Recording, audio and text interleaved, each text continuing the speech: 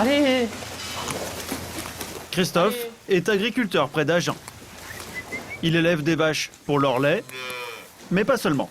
C'est toutes les déjections des animaux. En fait, ça va nous faire un bon fumier. Et c'est très intéressant parce qu'on peut faire de l'électricité derrière. Vous avez bien entendu, Christophe récupère les excréments de ses vaches pour fabriquer de l'électricité. Ça, pour moi, c'est l'or noir. C'est mon essence, c'est mon pétrole.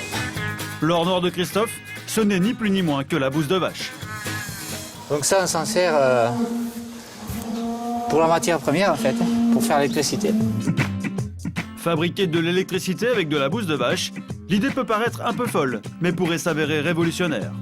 Christophe propose une alternative au pétrole et en plus une solution pour recycler le méthane, un gaz extrêmement polluant émis par les excréments. Le méthane issu des élevages est hautement toxique, en fait, difficile à éliminer par l'atmosphère. Voyons maintenant comment ça marche. Le principe est simple, les excréments sont enfermés dans cette cuve. Le gaz est aspiré par ces tuyaux. Ensuite, c'est ici que ça se passe. Donc, vous avez le gaz qu'il y a dans la fosse, il arrive ici au conteneur, et donc c'est ce tuyau jaune qui envoie le gaz ici dans cette espèce de carburateur. Et maintenant, l'étape clé. Le fameux gaz passe dans ce simple moteur qui va le transformer en électricité. La génératrice, en ce moment, elle produit 50 kW. On peut monter à 100 kW juste en appuyant ici. Et ça n'arrête pas de monter. Avec ce système, Christophe produit chaque jour 2400 kW. C'est l'équivalent de la consommation quotidienne de 300 foyers. Et tout ça uniquement avec des excréments. Un concept qui donne à Christophe de drôles de réflexes. Maintenant, quand je vois une vache, je me dis, tiens, celle-là, c'est 300 watts, celle-là aussi. Car une vache produit à elle seule 300 kW par jour, soit la consommation de votre réfrigérateur pendant un an. C'est énorme. Christophe peut être fier de ses vaches. Sur toute l'électricité produite grâce à ses vaches, un tiers va à sa consommation personnelle. Le reste, Christophe le revend à EDF. Une révolution serait-elle en marche? Pierre Labéry en est persuadé. Il développe ce concept depuis 20 ans et a déjà équipé une quinzaine de fermes. Plutôt que de faire des déchets nucléaires, on peut utiliser les déchets des fermes pour faire l'électricité. Et tout ce qui pourrit, ça peut faire du gaz nat, ça peut faire du biogaz. Donc c'est notre chantier. Et ce chantier, il est énorme aujourd'hui en France. Le fumier comme énergie du futur, pour Pierre et Christophe, c'est une certitude. Mais comment faire quand on n'a pas de fumier sous la main? Guy habite à côté de Nice dans le sud de la France. Il a peut-être une solution, il est inventeur et sa dernière création, la voici. C'est le chauffage solaire de la maison. Ce drôle de tunnel dans son jardin, c'est bien le chauffage de la maison. Guy l'a construit lui-même en une semaine. Le principe est d'une simplicité à toute épreuve.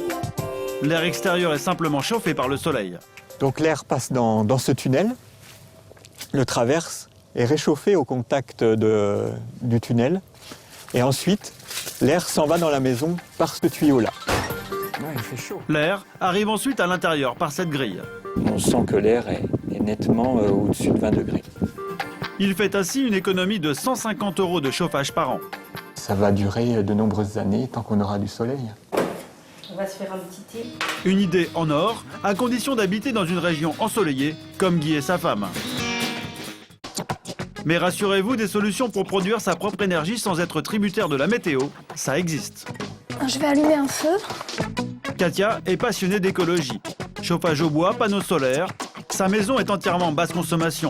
Mais cela ne lui suffisait pas, alors Katia a eu une idée plutôt originale. Quoi là, Katia? Je lave mon linge.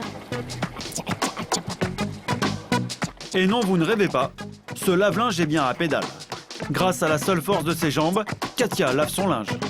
Une idée un peu farfelue, mais très efficace. Ce que nous avons fait, c'est récupérer seulement une machine à laver à chargement sur le dessus. Et nous avons simplement acheté une courroie un petit peu plus longue qui permette de raccorder le tambour à la roue avant d'un vélo d'appartement.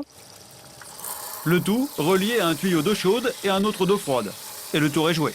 C'est un bricolage vraiment accessible aux plus mauvais bricoleurs, il n'y a pas de souci, c'est très simple à réaliser. Et ça ne coûte rien à part la courroie qui doit coûter dans les 15 €, quelque chose comme ça. Et c'est parti pour une demi-heure de lessive. En plus, on fait du sport. Autre avantage, ça laisse à Katia du temps pour réfléchir. On peut imaginer en milieu urbain des salles de sport qui seraient aussi des laveries. Des idées comme celle-ci, Katia en a plein. Mais maintenant, c'est l'heure d'étendre le linge. Donc là, le linge est essoré. Essoré et propre, comme dans une vraie machine, mais sans électricité. C'est simple, encore fallait-il y penser. Salut. Diego est le voisin de Katia. Lui n'a pas supprimé le lave-linge, mais la gazinière. Il l'a remplacée par cette parabole en acier. Quand il y a du soleil, je fais ça dehors parce que on n'utilise pas de gaz, on n'utilise pas aucun combustible, c'est le soleil le combustible. Cette parabole se trouve dans n'importe quel magasin de bricolage. Le principe, récupérer la chaleur du soleil pour la cuisson. Il suffit ensuite de bien l'incliner. Donc il faut que le soleil soit vraiment perpendiculaire à la parabole. Avec ce cuiseur solaire, on peut tout cuisiner et même se faire cuire un œuf. En quelques secondes, l'œuf est cuit comme sur une cuisinière traditionnelle. Voilà les œufs au plat. Et en plus d'être 100% écologique, la cuisson au soleil serait aussi bonne pour nos papilles. Ah, c'est quand même confit parce que ça bout très doucement, donc c'est quand même une cuisson douce, quoi. Oui, mais douce. À défaut d'une révolution immédiate, toutes ces techniques sont une mine d'idées pour diminuer votre facture d'électricité tout en agissant pour l'environnement.